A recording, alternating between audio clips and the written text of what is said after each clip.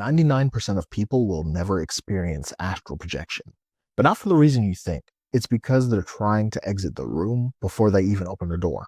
So if you've been practicing astral projection for a while, you've probably tried a million techniques, being still, sleep paralysis, or waiting for vibrations only to end up stuck in your body. So today we'll discuss why this happens and what you can do to fix it. This is what I see over and over again.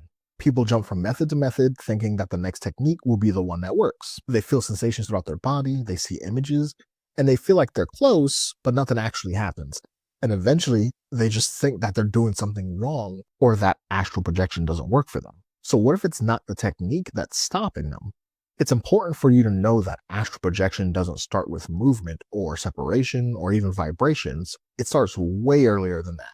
There's a state before all these things that most people never recognize, and it's a moment where perception itself starts to fade away. And if you skip that moment, everything that comes after becomes unstable or inconsistent. Most astral projection techniques assume something critical. They assume that the mind is already quiet, but for most people, that isn't the reality. There are still thoughts, emotions, sensations, and even expectations. And that mental noise just keeps awareness anchored to the physical body. So people end up getting distracted instead of accessing the gateway to the astral realm. And once I understood that there was a perceptionless state that acted as a transition, astral projection became way more consistent for me. So most people aren't really failing, they're just skipping the doorway, and that doorway is often confused with darkness. But it's not. It's perceptionless, like deep, dreamless sleep.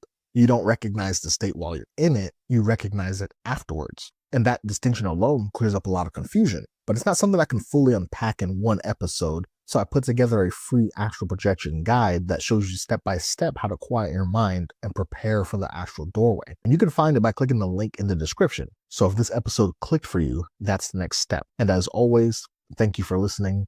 Peace.